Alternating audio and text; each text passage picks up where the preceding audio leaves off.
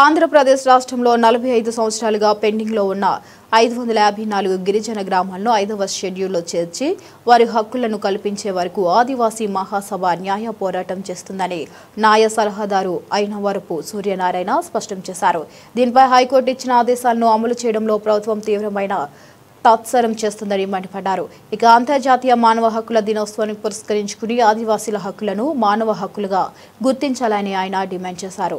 బుధవారం the Rajahmundry press క్లబ్లో జరిగిన మీడియా సమావేశంలో ఆయన మాట్లాడుతూ గిరిజనులు అధికంగా నివసించే గ్రామాలను 5వ షెడ్యూల్ ప్రాంతంలో కలపాలనే సమస్యల పరిష్కారాలని 2019లో అప్పటి గిరిజన సంక్షేమ శాఖ మంత్రి పుష్ప శ్రీవాణి అధ్యక్షతన జరిగిన గిరిజన సలహా మండలి 2019లో తీర్మానించిందని గుర్తు చేశారు.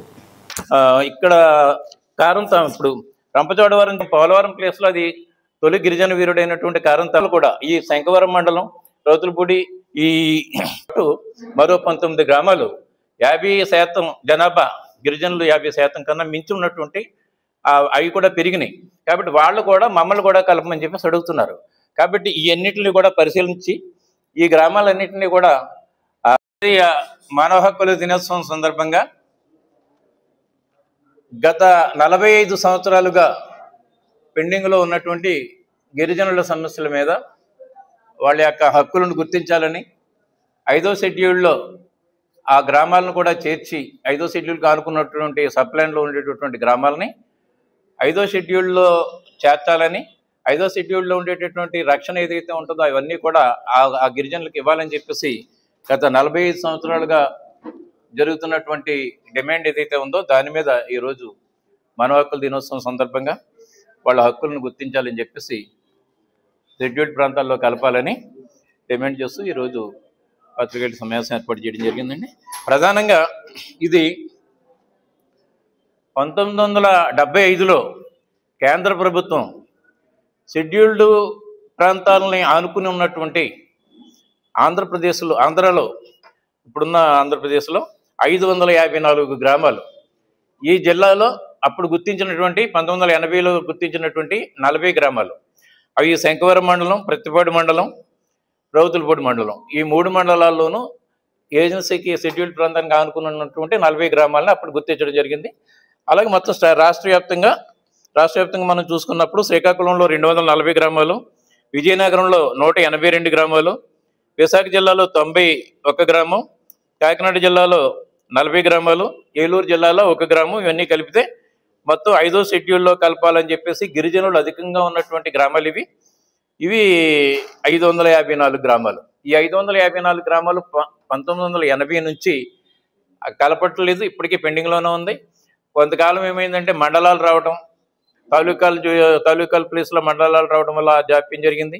2014లో రాష్ట్ర విభజన జరగటం, అధికారులకి ప్రభుత్వానికి చిత్తశుద్ధి లేకపోవటం, రాష్ట్రం యొక్క కేబినెట్ ఆమోదం లేకుండా పంపకూడదు.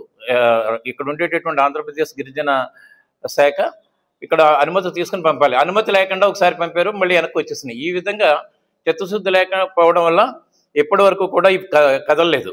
2019లో గిరిజన శాఖ మంత్రిగా పుష్ప శ్రీవాణి గారు ఉండగా మొత్తం ఈ ఫైల్ మళ్ళీ కదిపారు. అధికారులందరితోటి సమావేశం చేశారు. చాలా సీరియస్గా దీన్ని వెంటనే కదిపి పని చేయాలని చెప్పేసి అధికారులు సూచించారు. ఆ నేపథ్యంలో రంపచోడవరం ఐటీడీ అన్ని చోట్ల కూడా అన్ని ఆంధ్ర ఐటీడీఏలు దీని మీద ఎక్సర్సైజ్ చేశారు.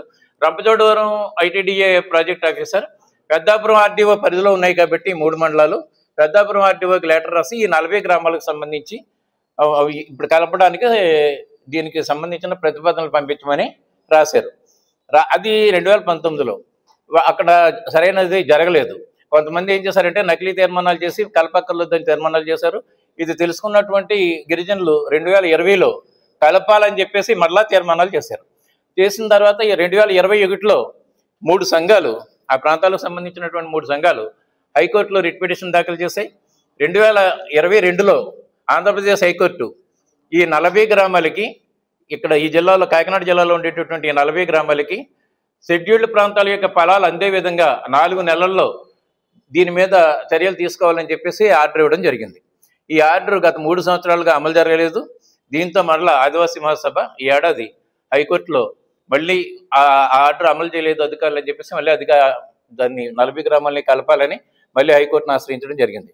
దీని మీద ఈ నెల 2వ తారీఖున కాకినాడ జిల్లా కలెక్టర్ పెద్దాపురం ఆర్డీఓకి, తర్వాత ఈ 3 మండలాలు ప్రతిపాడు, శంఖవరం, రౌతులపూడి మండలాల ఎంపీడీఓలకి, తహసీల్దార్లకి నివేదికలు పంపించమని చెప్పేసి కోరడం జరిగింది. ఇది సుదీర్ఘమైనటువంటి ప్రయాణం. ఎందుకంటే 1975లోనే ఈ గ్రామాలను కలపాలని కేంద్ర ప్రభుత్వం నిర్ణయించింది. అప్పుడు ముఖ్యమంత్రులందరికీ కూడా లేఖలు రాశారు. అందులో భాగంగా అప్పుడు జలగం వెంగళరావు అధ్యక్షతన 1976లో జరిగినటువంటి సమావేశం దీని మీద లెక్కలు తీయమంటే 1980లో తీసినటువంటి లెక్కలు అప్పుడే ఈ గ్రామాలన్నింటినీ కలపాలని చెప్పేసి నిర్ణయం జరిగింది.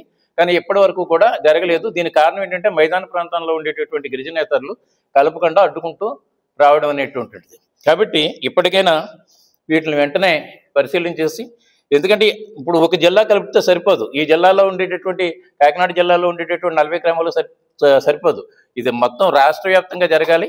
కాబట్టి దీని మీద 554 గ్రామాలు కలిపే విధంగా రాష్ట్ర ప్రభుత్వం చర్యలు తీసుకోవాలి. అదేవిధంగా ఆ గ్రామంలో మాదే రాజ్యం అనేటువంటి చాలా ప్రయోజనాలు మిస్ అయిపోతున్నటువంటి ఈ 554 గ్రామాలు మిస్ అవుతున్నారు. కాబట్టి వీళ్ళందరికీ కూడా వీళ్ళ హక్కులన్నింటినీ గుర్తించాలి. ఎప్పుడో 45 సంవత్సరాలుగా నడుస్తున్నటువంటి దీన్ని ఎప్పటికైనా రాష్ట్ర ప్రభుత్వం కేంద్రానికి సమగ్రమైనటువంటి నివేదిక పంపించి ఈ 554 గ్రామాలు చేర్చే విధంగా చర్యలు తీసుకోవాలని చెప్పేసి మేము డిమాండ్